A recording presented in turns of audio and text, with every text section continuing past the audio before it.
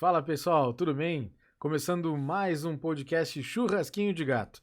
É um prazer te ter aqui conosco em mais um dia, onde nós queremos te trazer informações leves, descontraídas, que sejam boas para ti. Isso é o que a gente espera, que a gente possa te ajudar de alguma forma. E comigo, como sempre, nosso querido Diego. Fala, Diego! Fala, Rodrigão, como é que tá? Tudo na paz aí? Tudo tranquilo, tudo bem, graças a Deus. Então vamos É lá. um, é um prazer estar chegando no 4 aí, porque às vezes a gente acha que não vai conseguir, mas a gente chega, faz mais um, vai com calma, numa batida boa, então toda uma energia bem legal aí. E como sempre, né, Rodrigo, a gente, às vezes o pessoal não sabe, mas a gente grava muito tarde o podcast. Quando a gente fizer ao vivo, e se alguém tiver interesse de ouvir ao vivo, vai ser sempre nesse horário de 11, meia-noite, então nesse momento até são 23h32 do dia 31 de março. Isso aí. Se tu quiseres ouvir ao vivo, manda essa dica pra gente, coloca aí nos comentários, né? Tem o nosso Instagram que é @churrasquinho de gato podcast, tem o e-mail que é churrasquinho de gato podcast @gmail.com. Bota a tua informação, nos comunica, nos fala o que tu tá achando, qual a tua sugestão de pauta, a tua informação, a tua comunicação é muito importante para nós. Então nós vamos ficar no teu aguardo, beleza? Então tá certo. No podcast anterior, nós falamos sobre reality shows. Nós falamos sobre O Aprendiz, O Sócio, Shark Tank. Nós falamos um pouco desse nicho de reality shows focados nos business, né, nos negócios. E nós falamos um pouco sobre as coisas que nós tiramos até de bem dessas coisas. Enfim, esse foi o nosso papo. Hoje, nós temos um reality show diferente. O tema que vai mais ou menos direcionar a nossa Tá conversa faltando hoje, o Tom Perro, tá faltando o Tom Perro. Tempero! Vamos falar sobre o pesadelo na cozinha. Por acaso tu já viu? É um programa muito bacana, né? Onde o Jacan, Eric Jacan, que é o chefe super conhecido do MasterChef, ele invade os restaurantes para poder solucionar algo que tá errado. Ele não vai em restaurante que tá tudo certo. Algo tem de errado, né, Diego? Mas o que um monte de restaurante ferrado, falido, cheio de problema tem a ver com o nosso podcast, Rodrigo? Tudo a ver, porque ali são negócios, negócios reais, de famílias, de pessoas que tiveram o sonho de empreender. E naquele momento ali eles podem estar com dificuldades de liderança, de gestão de pessoas, muitas vezes problemas que a gente consegue entender e saber aonde que tem que solucionar. Por isso esse entendimento do Eric Jacan e claro, não somente ele, deve ter uma equipe, né, que dá esse suporte para ele, que eles conseguem achar os problemas dos lugares e poder solucionar. E tudo isso gravado num reality show, transformado num show, né, para que todo mundo possa ver na sua casa. Não é mole. O que tu acha, Diego? Tu já viu alguns episódios? Qual é a tua opinião sobre reality? Cara, eu já vi. E até, né, para o que complemento que entra aqui é que é o seguinte, a gente observa que os participantes, né, os negócios que são visitados pelo nosso querido Eric Jacan, eles são restaurantes que se perderam na administração, tá? E nesse mesmo balaio de gato, se perde na liderança, se perde em termos de respeito do colaborador e tudo. A gente vê muita desunião, assim, sabe? É aquela coisa.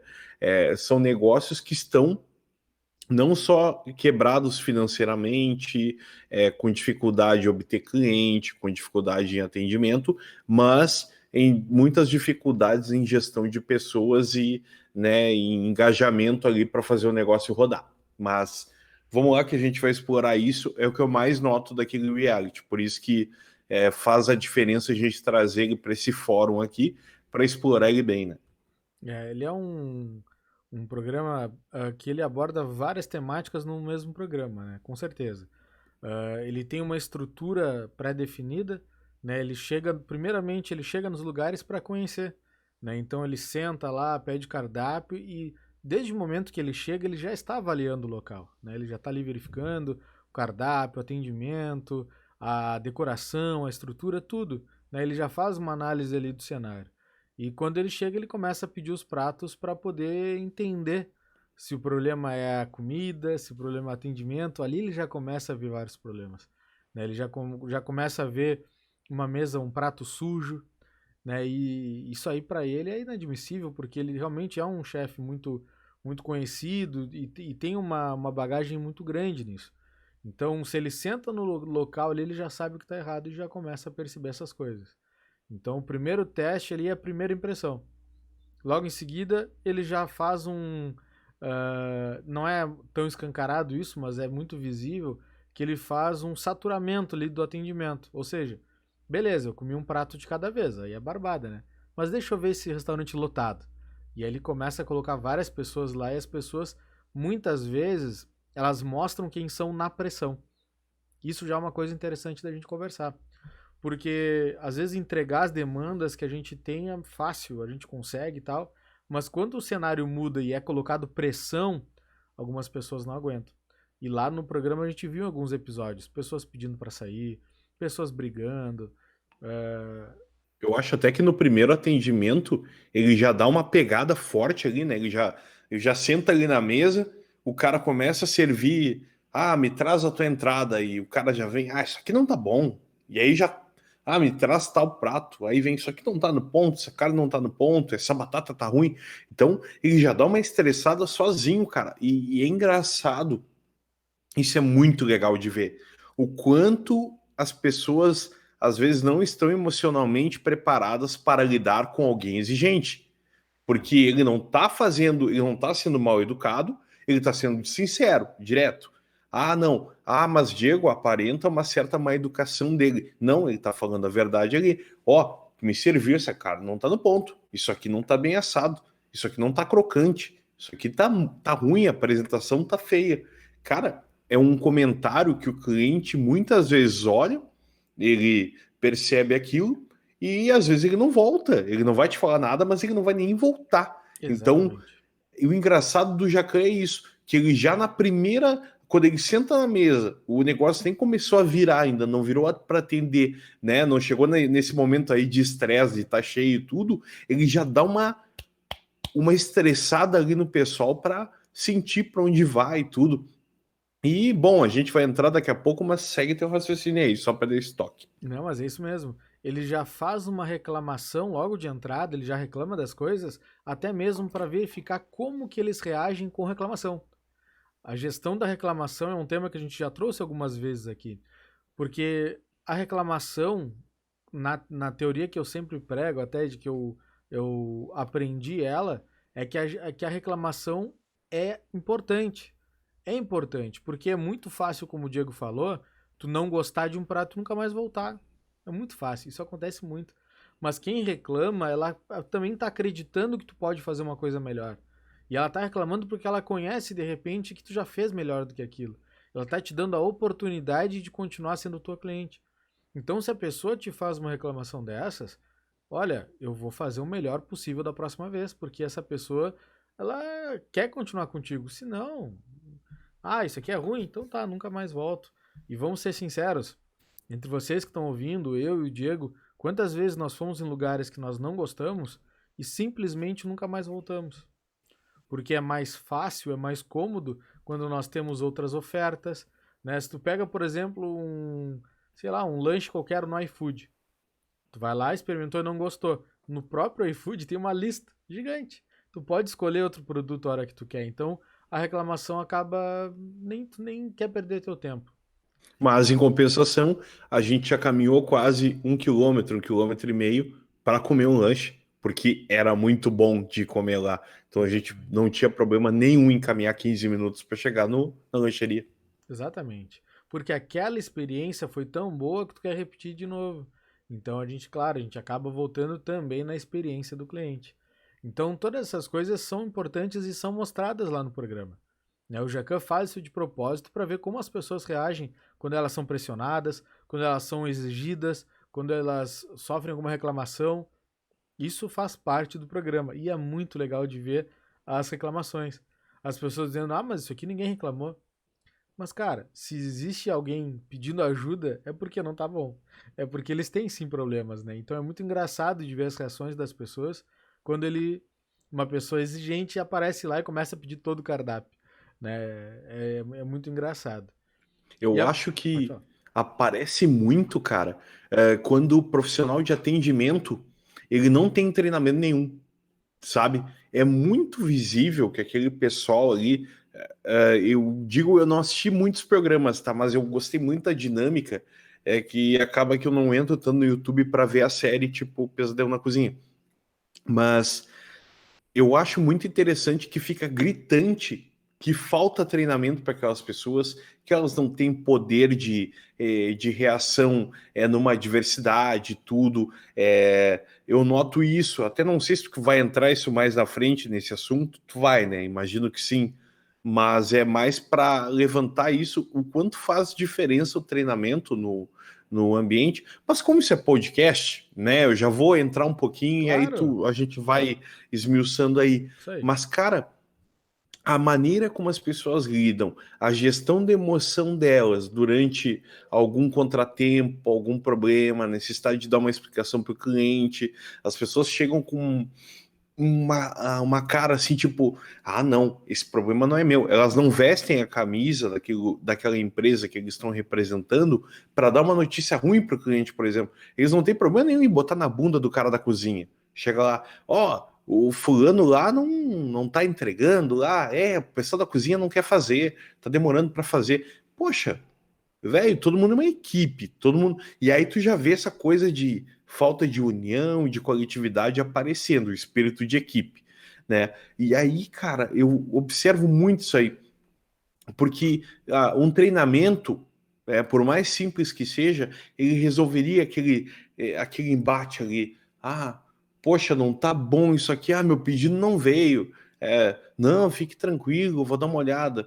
Poxa, tu observa que a simplicidade com que o Jacan acaba tratando daquela questão, quando eles pegam uma situação mais difícil, já depois de tudo tá ok, tudo tá organizado, né? Do restaurante a ter sofrido aquele banho de loja que ele leva, as pessoas já vão com outra cabeça também, porque elas já foram mais bem tratadas, houve uma dinâmica ali que eles sempre colocam no meio do programa. Então a pessoa já vem com uma cabeça mais preparada para lidar com uma adversidade e para te ver o quanto isso faz diferença no dia a dia. E tu, como é um cara que trabalha com treinamento de pessoas, com gestão dessas emoções, da reclamação, tu já vê isso aí no teu dia a dia e o quanto faz diferença, né? Com certeza. E na verdade, a gente tem também dois paralelos, né? Que a gente tem que ser bem sincero. Se a gente tem a gente tem muitas vezes o cenário do dono ali, do empreendedor, que ele não dá treinamentos, ele faz porque ele tem muita oferta também de currículos. Então, é assim, é impressionante. Ele tem um entendimento que eu não acho válido, mas eu entendo de que se a pessoa não tá dando certo, ele vai lá e troca. É muito fácil. Então, a partir do momento que tu tem tanta oferta de pessoas precisando de emprego, a pessoa acaba, cara, eu não vou investir nessa pessoa se daqui a pouco ela vai sair. Eu sei que isso é uma coisa cultural. Eu, sinceramente, eu não concordo por também ser um pouco dessa área de treinamento. Eu acredito que a pessoa vai render mais. Ela vai conseguir entregar mais se ela estiver bem treinada, se ela tiver ciência das coisas que podem acontecer, porque muitas vezes os problemas que acontecem são previstos. Tu sabe o que pode dar errado. E tu tem que ter o treinamento de que se der errado, eu tenho algo a fazer.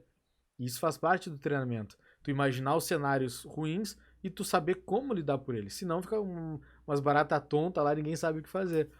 Então, de fato, um treinamento para as pessoas que vão atender, eu acho fundamental. Talvez a grande maioria das pessoas que atendiam até no Pesadelo na Cozinha são pessoas que atendiam sem sorriso no rosto, são pessoas que queriam, parece que atender rápido e já sair dali. Então, eu acredito sim que é necessário. E não é questão de dinheiro, tá? Existe curso gratuito no Senac, existe uma série até de vídeos no YouTube, por exemplo, de informações importantes para a área de atendimento. Então não é só dinheiro que conta. A pessoa pode procurar, ir atrás. Se o empregado não, até o próprio líder, até o próprio gestor. Olha, eu vi esse vídeo aqui que eu queria que tu visse, desse uma olhada e me dissesse o que tu acha dele. sabe? Pede um feedback para tu ter certeza que foi aproveitado ou não. São pequenos detalhes que muitas vezes te ajudam no dia a dia. Isso aí é uma Se coisa tu, interessante também. se tu for colocar no papel, tá, o valor de um treinamento, o custo de um treinamento versus o custo de substituição, de rotatividade, cara, não tem nem por que tu trocar uma pessoa se ela não der certo e tudo. Vale a pena tu investir mais um tempo nela. Claro, tu vai ter uma lente para poder avaliar se aquela pessoa vale a pena investir nela também, porque daqui a pouco não é uma pessoa que tá afim, tem gente que vai trabalhar às vezes no comércio, que vai trabalhar às vezes na alimentação ali, como último recurso. É porque ela não tem mais nenhum lugar para ir, ela vai trabalhar ali. É. Mas se tu vê que vale a pena, também é uma boa investir. Primeiramente, para retenção de pessoa, é melhor tu investir no treinamento do que ficar trocando. Tu vai ter que pagar indenização, rescisão, tudo. Os custos vão aumentar e às vezes tu resolve tudo com um pequeno ou uma ênfase ali naquela capacitação, naquele treinamento que tu pode dar internamente, ou um trabalho de treinamento que tu traga algum instrutor externo, né? Às vezes é bom tu trazer alguém externo também, que tu pague ali algumas horas, essa pessoa vai, treina, ouve as pessoas, às vezes as pessoas querem conversar, o ambiente não tá tão bom, é bom tu ter um agente externo que possa captar isso e tratar e resolver uma parte e daqui a pouco te instruir, né? Te passar informação para que tu saiba como conduzir aquilo ali. Daqui a pouco falta uma visão ali do gestor, um toque, uma questão mais humana, e aí esse agente externo pode carregar também, pode agir, fazer um papel de psicólogo ali da galera e levar isso aí para dentro, né? Fazer, transformar isso numa mudança. E é, na verdade, o que o Jacan faz. Ele é um agente externo que está olhando o problema de fora, consegue entender o que as pessoas ali dentro muitas vezes não conseguem entender e traz as soluções dos problemas, né? A gente sabe que trabalhar com pessoas não é fácil, né? A gestão de pessoas é uma coisa bem complexa, porque tu está falando com o sustento de uma família, tu está falando com o sonho de uma pessoa, enfim. Existe uma série de fatores que trazem esse relacionamento a ser um pouco complicado mesmo. Então tem que primeiramente, ó, eu pelo menos acredito nisso, que a gente precisa entender, né? ah, qual é a função daquela pessoa ali? O que ela está fazendo? Qual é o, qual é o sonho dela? Tu pode saber disso. Tu pode te envolver nisso. A gente não pode tratar como, cara, eu tenho outras posições, eu tenho outros currículos. Não dá nada, demito um, traz outro, porque tu acaba perdendo muito tempo. Tu acaba perdendo treino, tu treina de novo, e treina de novo, e treina de novo, sendo que tu treinaria muito menos se tu mantesse a pessoa contigo. Porque tu tá deixando uma pessoa de trabalhar para ficar ensinando outra. E aí tu tem um prejuízo duplo. Não faz muito sentido isso, né? Então isso é uma coisa que a gente bate muito na tecla. Nos episódios lá do Pesadelo na Cozinha, o Jacan, então, ele tem esse cenário de entender. Claro que ele conta também com auxílio de câmeras, né? As câmeras ficam espalhadas no restaurante e ele consegue entender porque todos esses restaurantes são como uma empresa, tem os setores ali, tem o setor de atendimento, o setor de compras, de armazenamento, tem também de produção. Na verdade, tem tudo aquilo ali numa cozinha, né? As pessoas podem não chamar assim, mas é assim que é. Então ele consegue ver através até talvez com o pessoal do programa ajudando ele a ver isso, aonde que está o problema. Porque às vezes o atendente ele tá com uma cara amarrada, mas é porque ele não recebe há 2 meses. Ou de repente porque ele já disse o que tem que fazer e o patrão não ouve. Isso já teve episódios assim também. Então é importante entender a dor. Por isso que é legal o Jacan mesmo, ou qualquer outra pessoa, assim como o Diego falou, perguntar. Vem cá, e o que pode melhorar no teu serviço? O que tu acha que está faltando para tu poder exercer com tranquilidade teu trabalho, por exemplo? Então isso aí são Por, perguntas interessantes de se fazer, né, Diego? cara, porque essa questão, às vezes as pessoas acham que, o salário, mas deve ser o salário. As pessoas estão tão acostumadas a pregar tudo ao financeiro, porque nem sempre o financeiro é o carro-chefe da reclamação do colaborador, nem sempre o financeiro é um motivo de tu ir desmotivado. Existe aquele, a gente já falou um pouquinho dele, mas o salário emocional, que é aquilo que a pessoa recebe e está além de qualquer outra coisa, é um reconhecimento, é um certo cuidado, uma consideração, uma perguntinha, sincera, né? Você tá bem? Tá tudo bem? Tudo tranquilo? Posso te ajudar com alguma coisa? Quer conversar? É um reconhecimento, é um elogio ali, se as coisas estão dando certo. Então, são diversas coisas, cara, que fazem diferença, que estão ali envolvidas no dia a dia. O salário, isso eu costumo notar. O salário cai 2 vezes no mês, uma vez no mês da tua conta. Tu paga a conta, sobra um troco ali, e tu aproveita ali durante uma parte do mês e tudo, segura aquele dinheiro para o teu lazer, essas coisas. Mas tu só vai te preocupar com dinheiro mesmo nas datas que ele tem que cair. O restante do tempo, tu quer ir para um ambiente legal, tu quer te relacionar com boas pessoas, tu quer um gestor que esteja preocupado com o teu bem-estar, que queiram saber que tu tá te desenvolvendo bem, que reconheça o teu trabalho, o teu papel, que cuide para que tu tenha uma saúde mental boa com aquele trabalho, porque às vezes, por mais que tu te preocupe, que tu vá, que tu esteja legal, às vezes o teu ambiente não está te proporcionando isso, e é bom o gestor estar sempre atento para ver que o ambiente está, se ele está sendo benéfico ou não para os colaboradores. Então é uma boa atenção para se ter. E assim, cara, isso transparece muito porque a gente vê que o respeito com as lideranças vai se perdendo. Porque quando alguém te dá atenção, Rodrigo, quando alguém dá atenção para mim, eu tenho consideração por aquela pessoa, eu tenho respeito, eu tenho uma cortesia com ela. E quando tu vê que aquela pessoa não liga para ti, ela não tá nem aí, ou ela não tem controle sobre nada, às vezes tu reclama algo para ela e ela diz que vai fazer e não faz nada, ou ela diz, depois eu vejo, e esse depois é nunca, ou daqui a 6 meses, daqui a um ano, acaba que tu vai perdendo o respeito e às vezes até pela autoridade da pessoa. Mas ele é o gerente. Mas ele não resolve nada. Cansei de ver isso aí, vejo até hoje.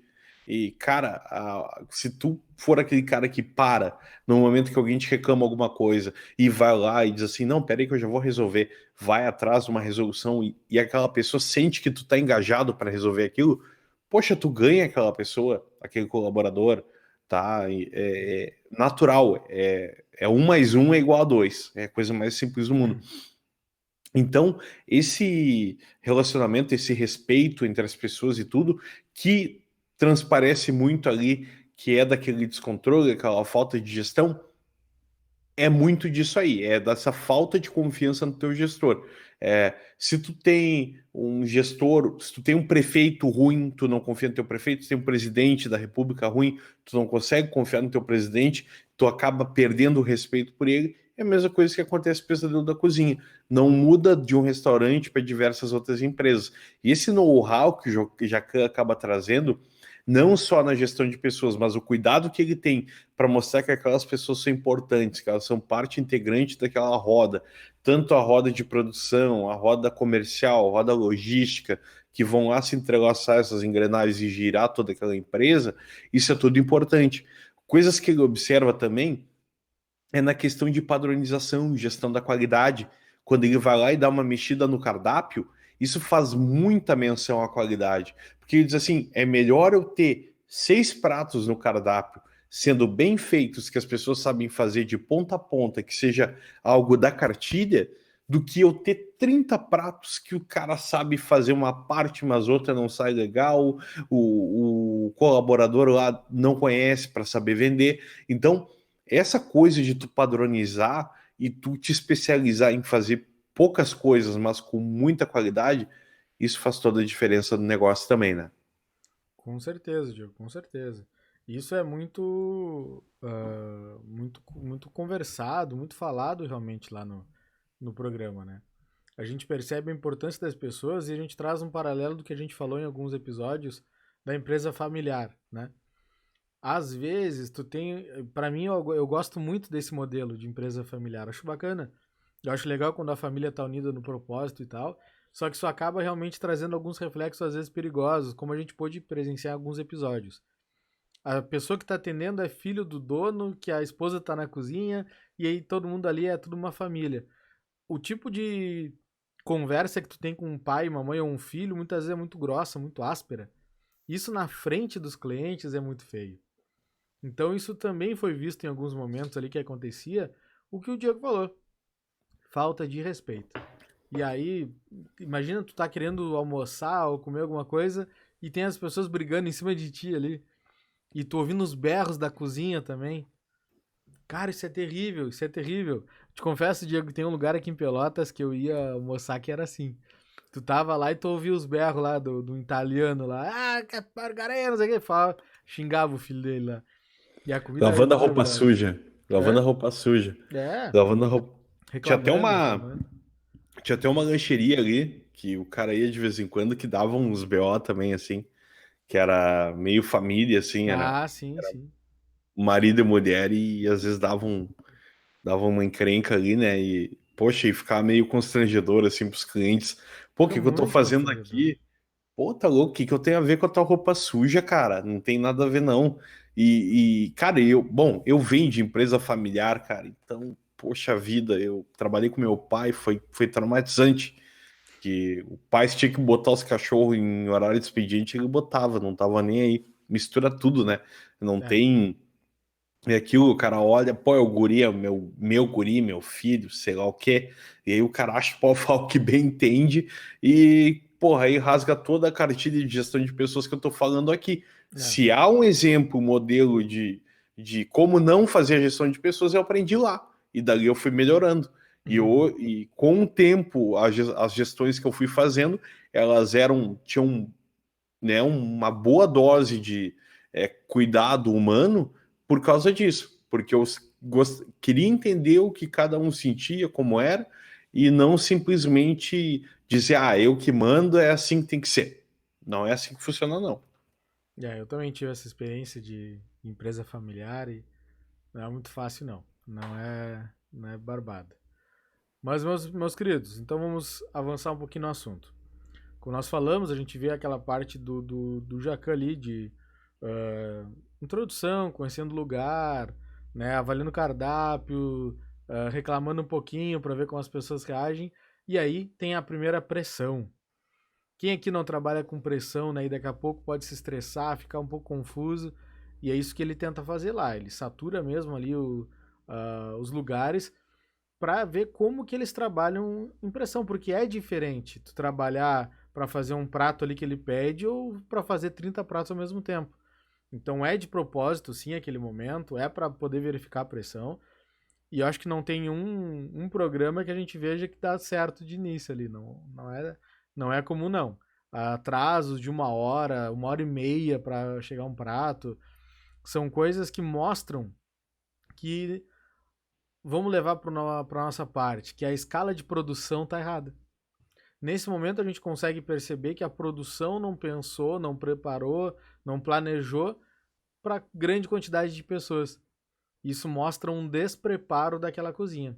Então isso também é mostrado no programa, que quando tu precisa de uma larga escala, tu tem uma demanda maior do que o normal, talvez tu tenha que ter uma estrutura pensada nisso também. Senão, tu não vai conseguir atender as pessoas, vai atrasar, vai gerar reclamação, e aí tu não consegue dar conta das coisas. Trabalhar com pressão é importante, e em vários serviços é assim. Tem serviços que a pressão o tempo inteiro, e aí tu tem que conseguir ter uma tranquilidade para trabalhar nesses lugares, né? Não é fácil. Pega esses lugares mesmo, restaurantes, eles trabalham às vezes das 7 da manhã até umas 4 da tarde, tá? Meio-dia é punk. Meio-dia é loucura. É corrida para achar lugar. Claro que a gente não tá falando na pandemia, mas é um ambiente muito complicado. E agora na pandemia por causa das teleentregas. Se as pessoas vão ligar, que horas elas vão pedir? Todo mundo vai pedir meio-dia. Isso é normal. Então tem que haver um preparo para isso, para que quando chegue a pressão tu esteja preparado para ela, embora a gente não saiba quando isso vai acontecer. Por isso que a gente tem que estar sempre preparado, né, Diego? Na pandemia, principalmente, não pode funcionar restaurante, mas cassino pode. Então, aí, dependendo do lugar que tu tá ali, tem jogador de futebol jogando no cassino, essas coisas. Então, dependendo, né, Rio de Janeiro, pandemia não rolou. É. né? Só queria avisar aí que não chegou lá, morre gente, mas não é disso, tá? Então, Não. pode ficar tranquilo. Só ficar Mas embaixo da assim, mesa que não dá nada. cara, eu tive uma namorada, né?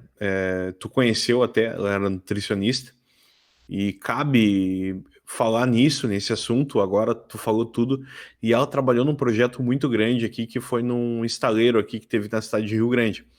E aqui, cara, no horário de pico, eu não lembro direito qual o número de refeições que tinha, mas eu lembro que tinha um número bem alto de refeições. Vamos falar aí de 500, 750 refeições, 1.000 no almoço. Tá, eram 1.000 pessoas almoçando, 2.000, sei lá.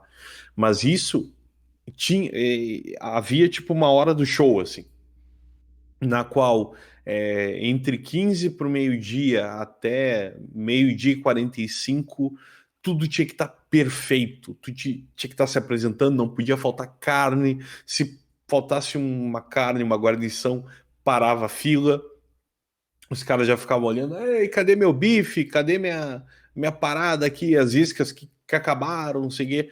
Então, assim, ela sempre mencionava que a preparação era mais importante, já começava o funcionário entrando 6, 7 da manhã, já começando a picar tempero, preparar salada e tudo. E aí, cara, tu fica assim, ó, pô, mas não precisa de tanto. Cara, tem que estar tudo perfeito. Tem que ter salada para 200, para 1.000 cabeças ali em questão de uma hora.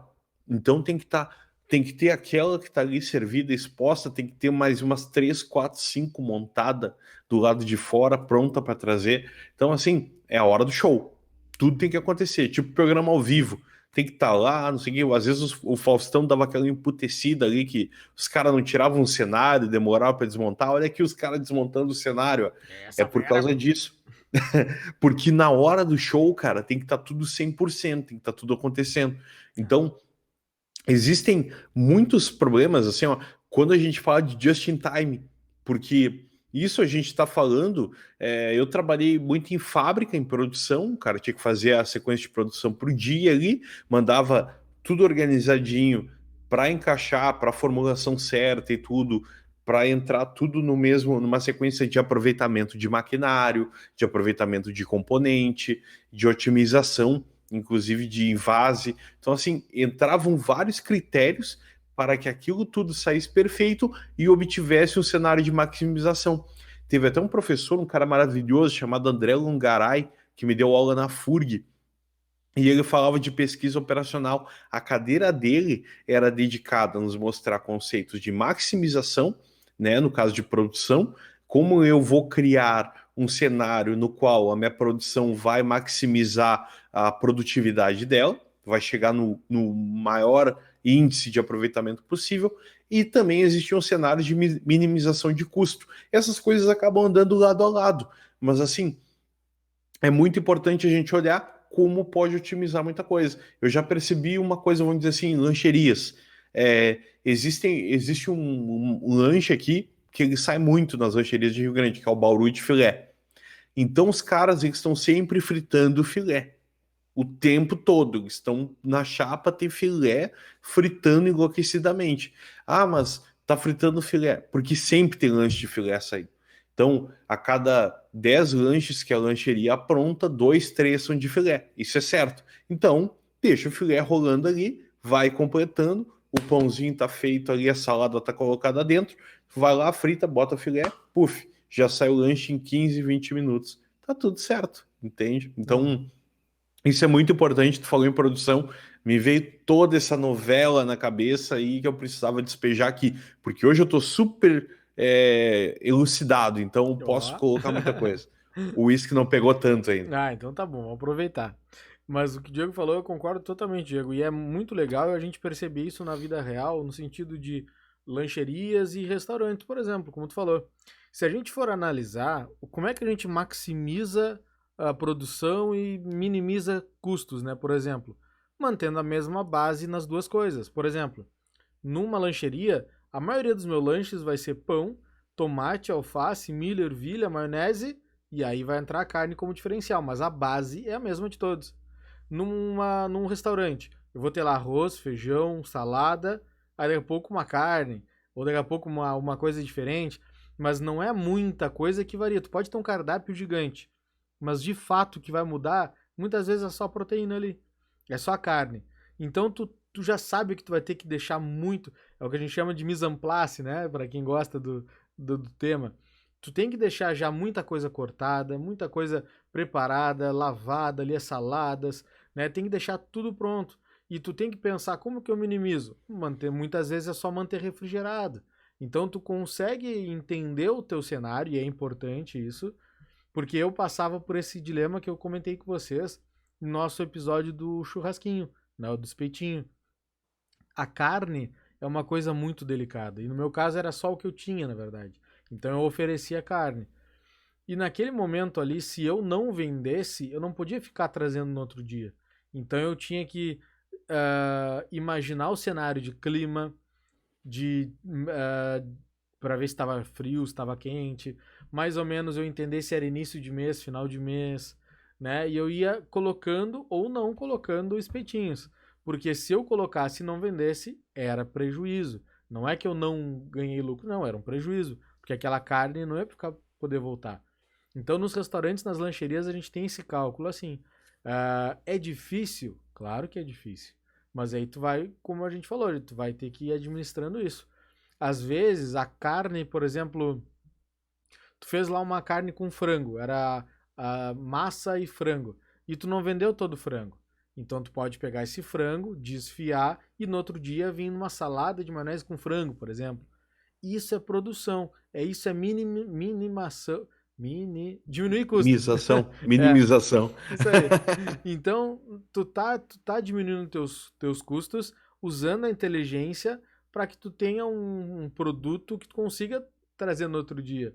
Isso aí é só a gente imaginar as bases, né? No lanche é a mesma coisa. Eu trabalhei 6 meses numa lancheria, né? Ajudando o meu cunhado, enfim. 6 meses. A gente percebia isso, que a base era a mesma. Então, cara, chegou lá, corta tudo e deixa tudo pronto. Naquela lancheria que nós íamos, Diego, 6 da tarde eles estavam fritando tudo que era carne. Não sei se tu te lembra. Era Uhum. um morro de carne. E depois eles só esquentavam as carnes. É uma estratégia. Então tem que se usar muito a cabeça para que a gente possa ser rápido também. Porque as pessoas não gostam de esperar. Quem é que gosta? Né, Oh, Diego? com certeza. Ah, cara, e te falo outra coisa, é que tinha aparecido, tinha me assustado que você perdeu conexão de rede, mas eu tô de boa aqui, tá? Tá me Uhum. ouvindo bem. Total. Ah, cara, mas uma coisa que é muito importante também da gente detalhar é que nisso muitas coisas saem dessa produção, inclusive subprodutos. Vamos pegar aí, por exemplo, uma salsicha, né? A salsicha é um subproduto de um processo de aproveitamento de açougue, né? Então, de açougue não, perdão, frigorífico. Então, o cara vai lá, tira as partes boas, nobres, começa pelas partes nobres de porcos, bovinos, suínos e mais o que tiver que aproveitar ali. E existem subprodutos que não são aproveitados mesmo, né? Não viram carne, mas tu pode utilizar peles, miúdos, etc. E daí tu gera.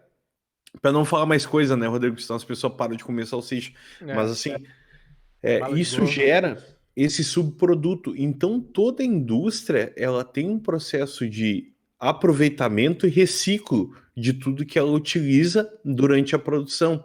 Seja daqui a pouco ela gera um subproduto ou ela revende algo que ela não aproveita no processo, ela vende, ela cria uma logística reversa para aquilo ali também. Ela gera um processo dentro do processo, se é que dá para me entender. Mas assim, durante, além de tu ter essa base, existem reaproveitamentos. Eu conheci um restaurante, soube de um restaurante aqui de Rio Grande, que ele fazia feijoada com o que sobrava da semana inteira. Então ele pegava, ele tinha o sábado da feijoada. E aí os caras faziam uma feijoada com tudo que sobrava durante a semana. Sobrava uma linguiça disso, tal coisa daquilo, tal coisa daquilo. Aí o cara jogava dentro do feijão e dizia, o sábado da feijoada. Aí esquentava tudo com feijão ali, tava tudo certo. Era um famosíssimo e Muito legal. caro esse sábado da feijoada. Mas todo local tem isso, todo local tem reaproveitamento, Tem que ter. claro, respeitando todo o conceito de vigilância sanitária, etc. No caso de alimentos, existem fábricas que vão lá e retornam produto pro início, para o primeiro processo, para gerar um aproveitamento novamente, reprocessar aquilo. Então, tá tudo dentro do normal. É estratégia de produção e também, como tu falou, tu cria bases lá das quais tu vai começar qualquer produto, tu cria um standard de produção, que é o que acontece na indústria, normalmente. Isso acontece também desde o pequeno processo de fornecimento, desde um procedimento. Agora todo mundo está fazendo ovo de Páscoa, todo mundo tem um monte de gente fazendo em casa. Tem ovo de Páscoa, tem chocolate em barra sendo vendido. Essas pessoas estão pegando uma base de chocolate, que só mudam a forminha e vão aproveitando. Então, são diversos itens que saem do mesmo processo, matérias-primas que são usadas tanto num processo como no outro, e isso facilita um ganho de tempo da produção. Em vez de eu ficar fazendo um único ovo, separando um único tipo de chocolate para um ovo, outro para barra, tudo, eu vou lá, uniformizo isso e coloco todo o processo. Enquanto eu estou fazendo distribuo chocolate para uma barra, para um ovo, para um bonequinho, coelhinho de chocolate, por aí vai. Mas tudo isso visando um ganho de tempo, ganho de produção e escalando isso de uma melhor forma para que tu obtenha um melhor faturamento. Isso mais traduzido impossível. E ainda tu coloca um brinquedo dentro e tu já cria um valor agregado maior por ser um produto que tem um brinquedinho dentro, né? Isso é muito comum. A gente tem mesmo em Pelotas, né, uma fábrica muito conhecida de bolachas e biscoitos, né? Que ela vende produtos que não passaram na qualidade num sacão assim gigante de biscoitos e bolachas e vende a um preço mais baixo, mas que ainda continua sendo um produto. Ele não está naquele tamanho perfeito e tal, mas é um produto excelente ainda e muita gente vai lá e compra. Isso é diminuir os custos, né? Usar realmente essas coisas. A gente tem lojas em Pelotas onde tem digamos que outlets, tem subversões das lojas com produtos fora do padrão. Às vezes descosturou alguma coisa, enfim. Hoje em dia se perde muito pouco, né? Muito pouco. As coisas hoje são muito mais aproveitadas, né? No ramo industrial, porque tu precisa entender que isso é um dinheiro que muitas vezes vai fora, né? E aí tem uma coisa também, né? Tem uma salada de fruta muito conhecida aqui em Pelotas, né, Diego? Tu deve conhecer. Uma salada de frutas, muito conhecida. E há muito tempo era muito barata até a salada de fruta. E muita gente adorava, eu mesmo comia direto. E aí depois, conversando com um conhecido meu, ele falou, não, aquilo lá tu pega uma fruta que ela é podre, por exemplo. Ela tem uma ponta podre. Tu corta e faz a salada de fruta com que tá bom. Cara, não adianta, as pessoas elas não É, querem perder, né? E às vezes tem essas coisas ruins, assim. E estudando a gente percebe que se um fruto ele tá com uma ponta estragada, ele tá todo estragado. Mas enfim. Cara, até aproveitando um outro setor aí, Uhum. eu me criei aí em Pelotas, né, na parte da adolescência e tudo. Eu lembro que a mãe me levava numa loja aí chamada Palácio das Ofertas. Essa mesmo. Não sei se ainda existe a Sim, loja, sim, sim. mas eu entendi a estratégia daquela loja. O que que acontecia? Muitas vezes haviam até peças que eram etiquetadas, que tinham etiquetas nobres. E o Uhum. que que acontecia com qualquer. Depois, hoje eu entendo o processo. Aquela loja, ela comprava peças que tinham algum erro, peças que não eram aproveitadas no processo, não eram recusadas pela qualidade, Uhum. e daí ela comprava aqueles lotes ali, sei lá, de atacado ou de representante, e colocava aquilo à disposição para quem não tinha tanto poder de compra. Isso. Então ali a minha mãe me levava para comprar muita coisa, comprava calça, ele comprava tudo. Então eu me criei nessa estratégia ali e acabei vendo e isso talvez mostre um pouco do eu tenho, né, algumas coisas eu até olho de uma maneira diferente, mas eu me criei muito desapegado nesse sentido, porque ela me levava ali e eu via, tipo, pô, tô comprando uma roupa que me atende ao propósito de cobrir o corpo, de estar protegido e tudo certo, tudo ok, mas hoje eu vejo que aquela loja, o core business dela, né, que é uma expressão muito bonita aí, Uhum. quando a gente fala desses negócios mais tech, né, o core business ali era uma segunda, terceira linha daquelas roupas e ele gerava um ganho ali em cima de algo que as fábricas, em vez de elas reprocessarem, em vez delas tentarem consertar, era mais fácil elas jogarem direto no processo e aquela loja comprava por um preço mega barato e ganhava, olha, acho que ganhava até muito mais que muita loja que vende a primeira linha. Porque ali tu tinha uma vantagem, daqui a pouco tu pega uma calça que deu um problema, tudo por 3, 4 reais, vamos dizer. Daqui a pouco esse é o valor que o cara compra para a fábrica não ter que reprocessar. E aí o cara vende por 20. E aí a gente já tem 400% de lucro O em cima percentual de... fica maior, eu acho. Exato, é um nicho de se aproveitar e acaba não sendo nicho, porque fica extremamente popular, né? Porque ali, na época, eu lembro, era muito lotada a loja, muito lotada. Não, até hoje, para roupa de bebê mesmo, é muito, muito visitado.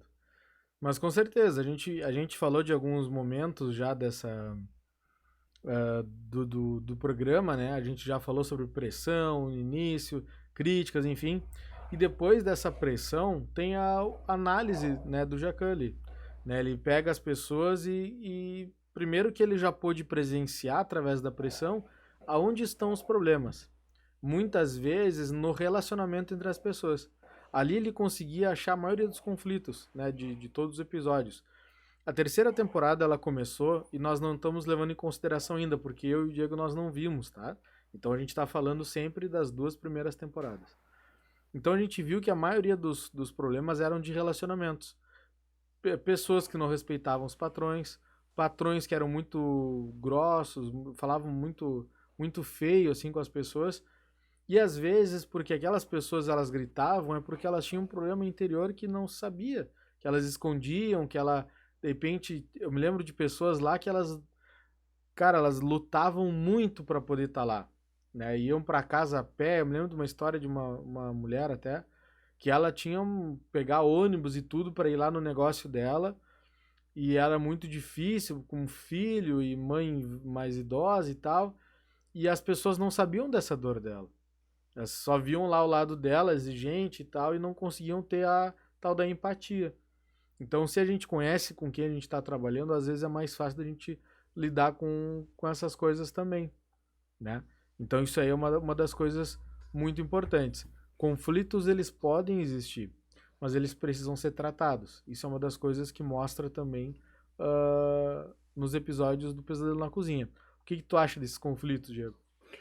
Eu acho que assim, ó, que todo mundo tem família, todo mundo tem mãe, pai, tio, e eu digo mais até hoje isso fica mais evidente, né? De março de 2020 para cá, a gente tá passando por situações bem delicadas e esse ano isso está cada vez mais aparente, a gente está com números cada vez mais maiores e mais graves, e essa questão de tu ter empatia pelo próximo talvez seja um legado dessa época difícil que a gente está vivendo e facilite muito entender que todos nós temos nossas forças e fraquezas, né?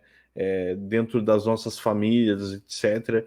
Então, ninguém tem uma família perfeita. Às vezes, o teu colega está com problema com o filho na escola, está com problema, às vezes, com um relacionamento que ficou para trás e teve um filho ali, daqui a pouco não está conseguindo pagar uma pensão alimentícia e ficar com dinheiro, daqui a pouco é um salário atrasado que impacta nisso, né?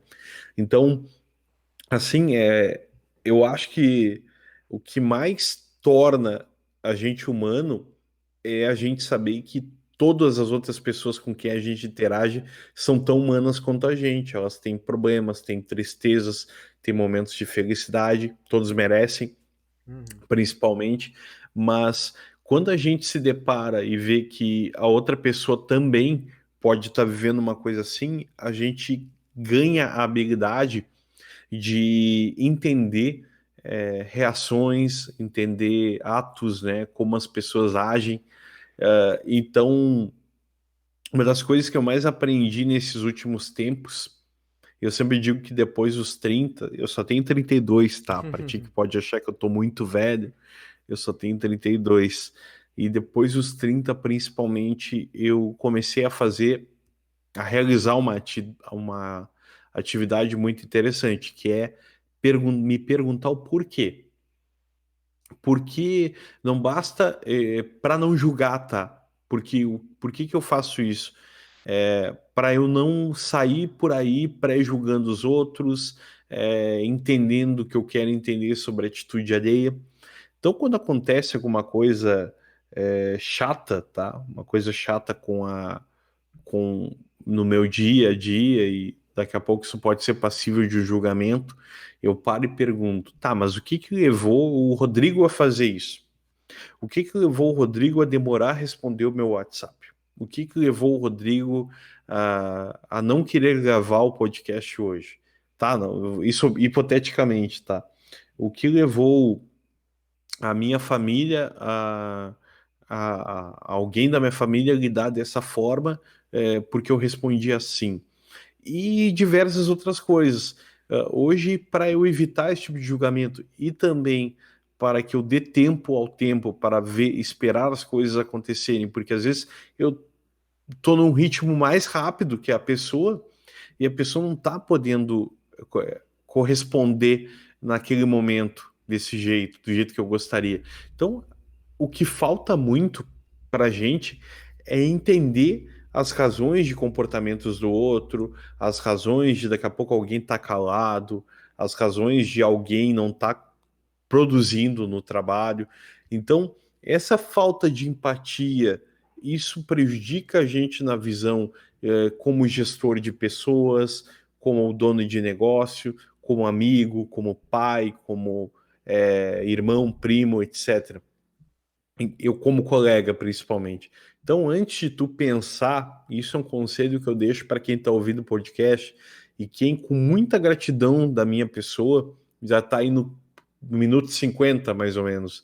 Eu fico muito feliz que tu esteja aqui e eu acho que a melhor dica que eu posso te dar é que tu tente sempre entender por que que alguém está tomando alguma atitude diferente, porque alguém está te respondendo mal, porque alguém deixou de te responder, porque uma pessoa saiu correndo, porque ela teve pressa. Então, tenta entender o porquê primeiro, antes de tu falar que aquela pessoa é ruim, que ela não é cordial, que daqui a pouco ela não te tratou bem. Porque assim, para a gente poder julgar qualquer coisa, a gente precisa entender primeiro, tá? Não é à toa que 12 jurados geralmente entram num julgamento nos Estados Unidos e dão um veredicto depois que são apresentadas provas da defesa, provas da acusação, depois que o juiz vai lá e segura testemunho, tu ouve testemunho. Então, assim, depois de tudo isso, os caras estão aptos para dar um veredicto. Por que tu, em 30 segundos, acha que tu pode dar o veredicto de alguém? Por que tu acha que tu pode dizer que uma pessoa é boa, que uma pessoa não é, que é bom colaborador ou não é? Tu precisa de tempo, de conhecimento de causa para poder julgar a atitude do outro. E tá faltando muito isso. Então, para um pouquinho, respira, tenta entender, se coloca, seja ser humano, né, na hora de julgar o outro, para se colocar no lugar e entender que nem todos precisam ter a mesma resposta. Porque na hora que tu entender que todos são diferentes e cada um às vezes está num dia bom ou não tá, tu vai entender mais sobre empatia. Quando tu entender sobre empatia, tu vai aprender mais sobre relacionamento. E quando tu aprender sobre relacionamento, tu vai ser melhor gestor de pessoas, melhor colega de trabalho, melhor pai, melhor mãe, melhor filho, e aí tu vai ser o melhor ser humano. Então, né? Rodrigo, tomei aí quase uns 5 minutos para dar minha resposta, mas eu acho que eu quero colaborar muito com as pessoas e transformar elas em pessoas menos pau no cu. Foi brilhante, irmão. Foi brilhante. Brilhante mesmo. Muito bom. Mas é com certeza isso, Diego. E tu sabe que quando eu tive a oportunidade de sair de colaborador e virar dono do meu negócio, a minha visão mudou completamente. Também é preciso a empatia do funcionário para o seu chefe. Isso é muito importante. Às vezes a gente não sabe as dores que aquela pessoa está tendo. E essa empatia precisa partir também dessa relação. É muito normal a gente ver, bah, mas aquele chefe lá é um trouxa, aquele chefe lá é... Mas, cara, muitas vezes para tu chegar naquela posição, tu tem que engolir muito sapo, tu tem que passar por situações muito complicadas. Para tu ter o teu negócio, tu já passa por tanta coisa, impostos que eles chegam a ser desumanos muitas vezes, na quantidade que tu tem que trabalhar para o governo. Tu te esforçou tanto para fazer aquela coisa e tu sabe que tu não vai poder usufruir daquilo por inteiro.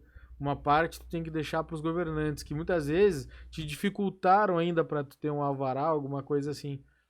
Eles te dificultaram, tu ainda tem que ficar ainda dando dinheiro para eles. Então, não é fácil. Para que uma pessoa rentabilize e gere resultado, ela muitas vezes demora muito, né? Porque ela tem um custo muito alto para ela estar empregada ali, porque o custo do funcionário não é o valor que tu dá de salário para ele. É muito mais do que isso, né? Tem outros valores, varia um pouco de pequena, média ou grande empresa, enfim, mas são valores que não são baixos. Então, é preciso entender o lado também do dono do negócio, né? E muitas vezes as pessoas não se colocam assim. E o sonho é do dono do negócio. É difícil fazer as pessoas sonharem o teu sonho. Isso é uma tarefa muito difícil. Então, por isso que às vezes o dono sempre tem a sensação, pô, mas ninguém faz tão bem quanto eu. Mas o sonho é dele. E é difícil as pessoas comprarem um sonho, porque cada um tem o seu sonho. Então é difícil que isso. ah, é muito difícil administrar isso num negócio. Então, fazer com que as pessoas embarquem no teu sonho é uma tarefa bem difícil de engajamento, assim, ó, precisa ser treinado, conversado, entendido, e aí sim, ter a empatia. O chefe de se colocar no lugar do funcionário e o funcionário se colocar no lugar do chefe. Aí eles começam a ter uma visão mais parecida. Se colocando no lugar, que é o famoso empatia. Então isso aí, eu concordo totalmente com as palavras do Diego. Isso aí é fundamental, Diego. Até então a gente estava falando do microambiente, né? Mas quando agora tu falou alguns fatores, aspectos aí do macroambiente que a gente falou da questão de governamental, falou da questão de arrecadação, etc. Hoje as empresas já precisam de mais de 3 meses aí para arrecadar e fazer suas contribuições com os governos sem visar retorno algum, né? Porque a gente paga os impostos porque a gente precisa pagar, é nosso dever pagar os impostos aí para contribuir com o governo. O que infelizmente os governantes não tratam de não retornar para a gente da melhor forma possível, mas eu agradeço muito que a saúde pública ainda dá conta e que, por mais difícil que seja a situação, o contexto geral, né, e por mais que as verbas não cheguem muitas vezes onde devem chegar, ainda a gente não passa por situações mais catastróficas, né?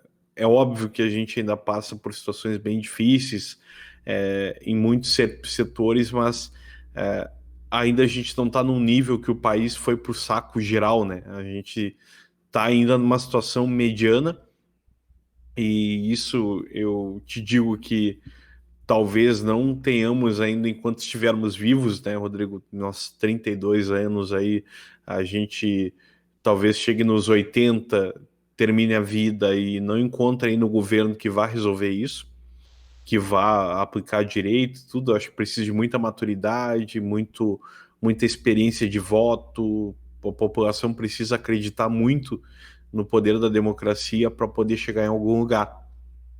A gente continua trocando o A e o B e não dá chance para o C, ou D, ou E. Então, a gente tem que melhorar muito nesse sentido. Falando no macroambiente, que são questões que vêm de fora da organização para dentro, é um termo bonito aí da administração, a gente tem essas ausência de contribuição por parte dos governos em melhorar o cenário das empresas, em ter uma visão mais sóbria da arrecadação, de como os impostos devem ser arrecadados.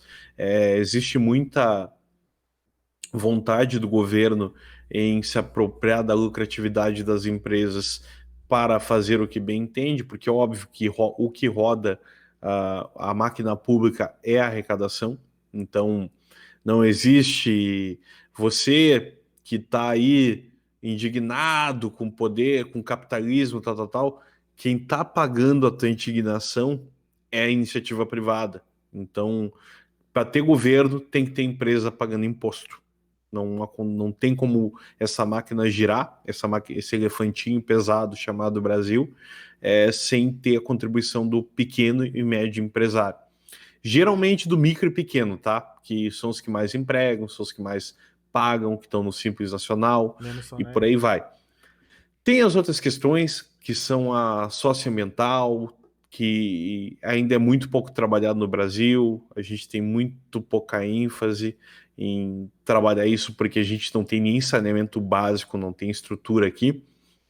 Até a gente está passando por uma situação engraçada aqui no estado, que o estado está vendendo uma das poucas estatais que dá lucro, está com plano de vender a Corsã, que é uma das poucas estatais que dá lucro, porque não vai conseguir cumprir o marco do saneamento. Então, assim, há duas questões aí. A estatal dá lucro? Dá, mas o Estado se vê incapacitado em gerir a empresa para que ela cumpra os requisitos do marco do saneamento. O marco do saneamento nada mais é do que a oportunidade de todo cidadão brasileiro ter acesso a esgoto e água potável, limpa.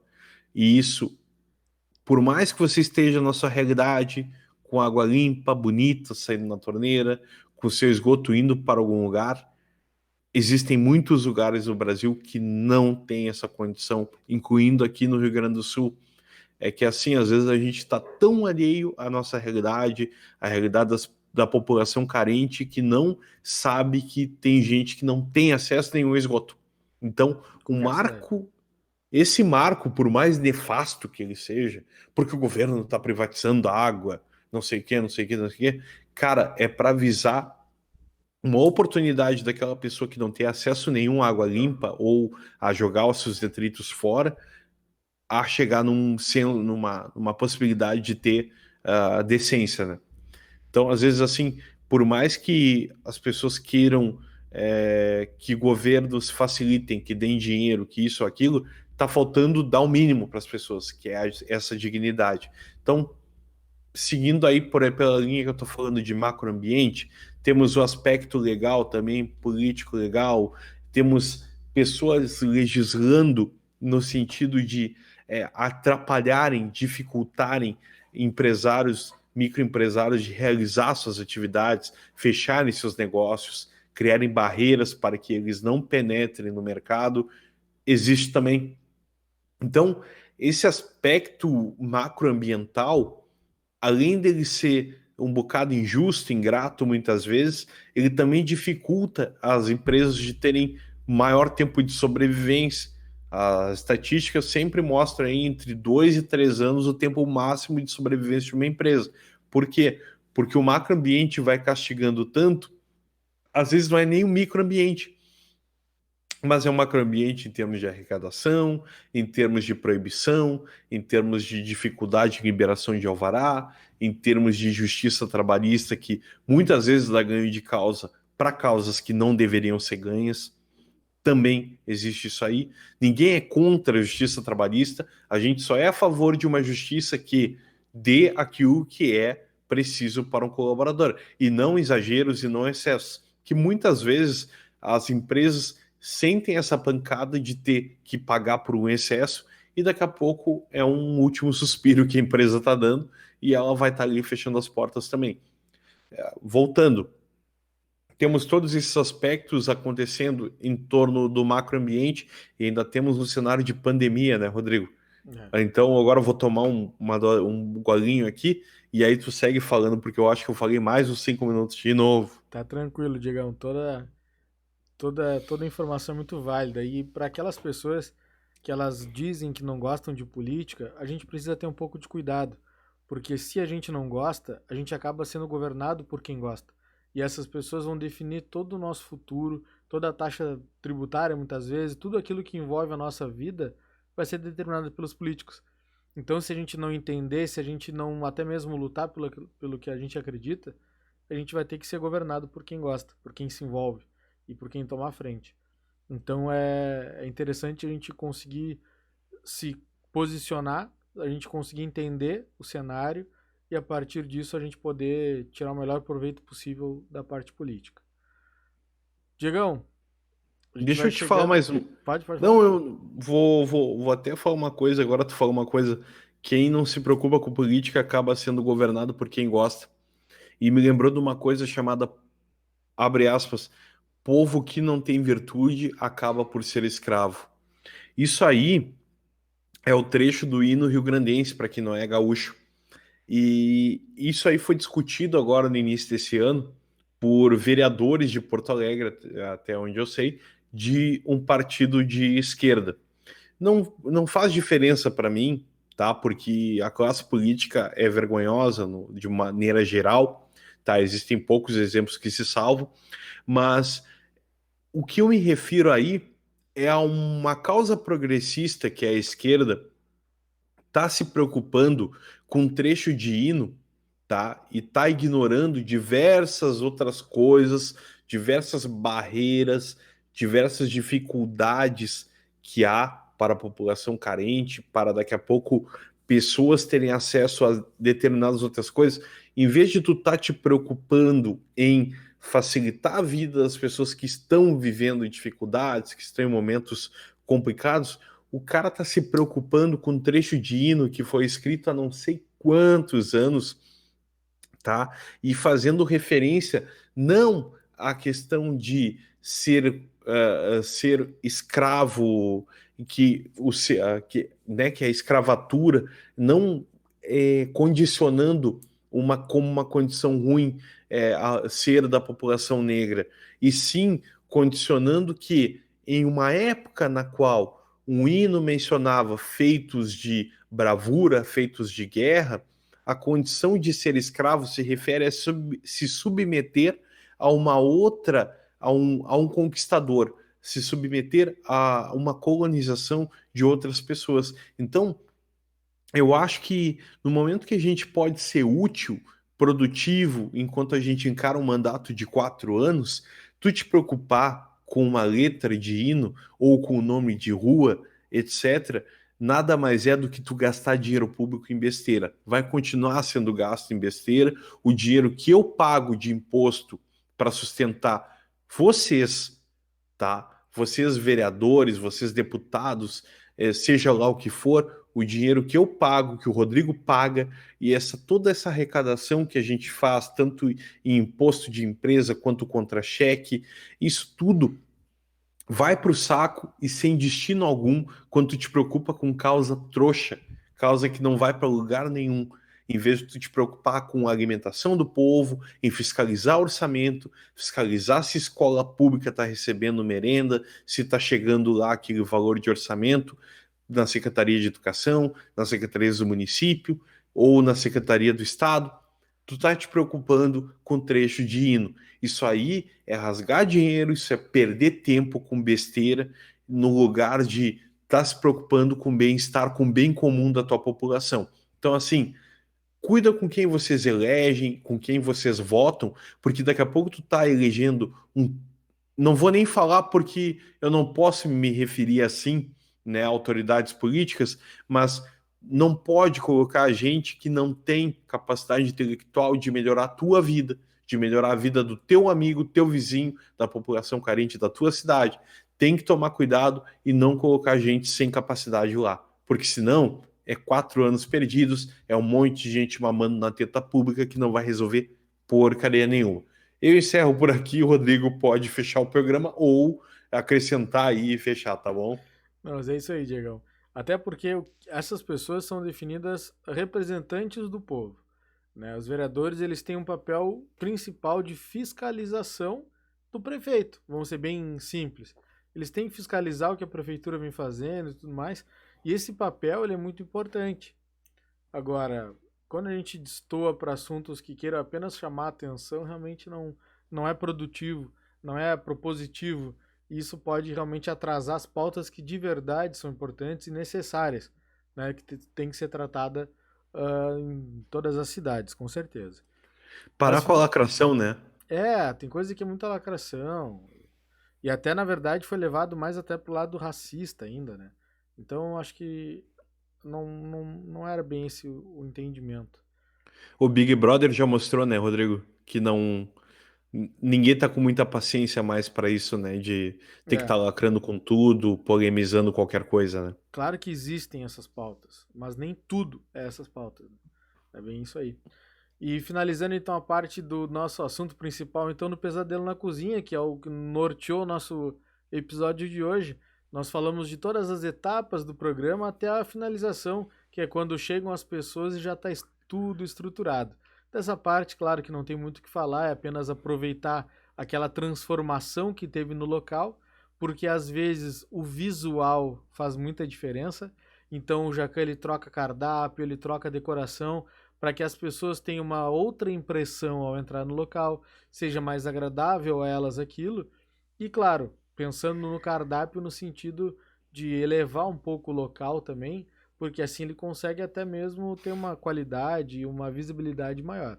Mas essa parte não tem muito o que a gente comentar, mas é ver todas as outras que resultaram nessa, né? Nessa última etapa, né, Diego? Acho que ali já finaliza o programa. É, tem aquela dinâmica, né, que ele faz ali no durante para tirar o pessoal ali para dar uma volta, né? Porque esses realities aí, tanto o Pesadelo na Cozinha, vamos pegar uns aí mais usuais ali, o Lar do Oscilar do Hulk também fazia isso, levar para um hotel. Ele leva as pessoas para dar uma mudada no ambiente, para mexer na mentalidade, porque às vezes as pessoas elas estão com uma mentalidade muito para baixo, que não importa o que tu faz, as pessoas vão olhar assim, ah. Mudou. Deu uma arrumadinha. Continua a mesma merda.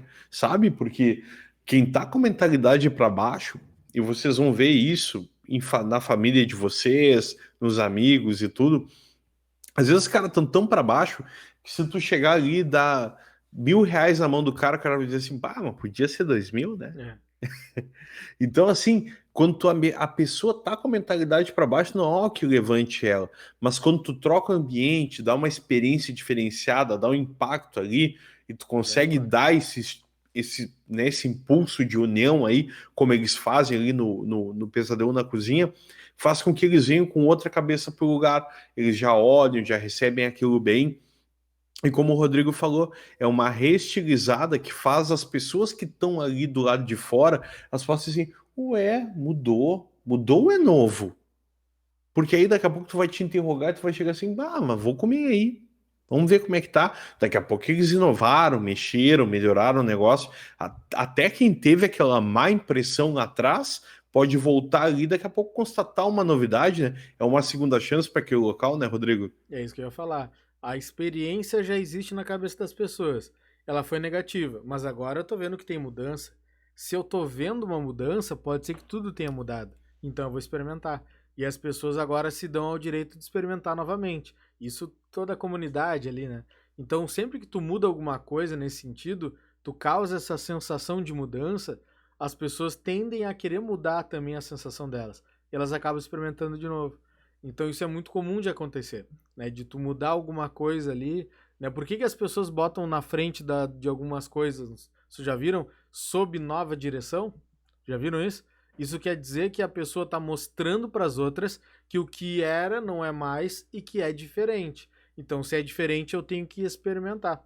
Isso é uma estratégia que as pessoas podem até às vezes não se dar conta, mas que isso atrai quem não tinha a boa experiência. Então, elas estão convidando outras pessoas a reavaliarem aquele local. E aí poder dar a chance merecida, porque agora é outra pessoa, é tudo novo, vamos dizer assim. Né, Diegão? Falou muito bem, falou muito bem. Então, meus queridos, nós vamos chegando ao fim de mais um podcast Churrasquinho de Gato. Quero te agradecer por ter estado conosco mais um dia.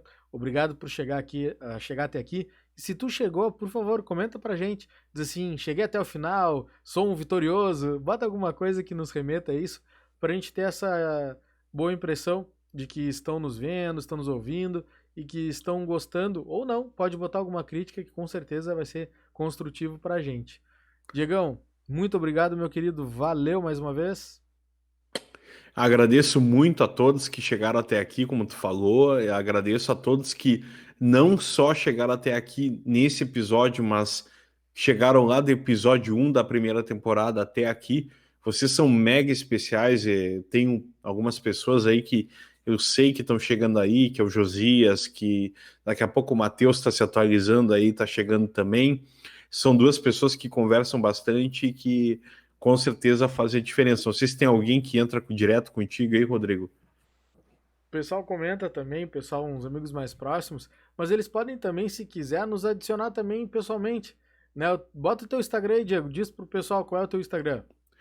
Meu Instagram é Diego Alves, no lugar do último E é um underline, então não tem o E ali, Diego Alves. Isso aí, o meu é @doscampos88. Pode nos adicionar também, vai ser um prazer te ter na nossa comunidade ali para a gente poder trocar uma ideia. E claro, tua participação é muito importante. E não te esqueça, nosso Instagram é @churrasquinho de gato podcast e o nosso e-mail churrasquinhodegatopodcast@gmail.com. Isso aí, Diegão. Falou, meu querido. Um abraço. Valeu, pessoal. Até a Até, próxima, pessoal. abraço. Tchau, tchau. Tchau.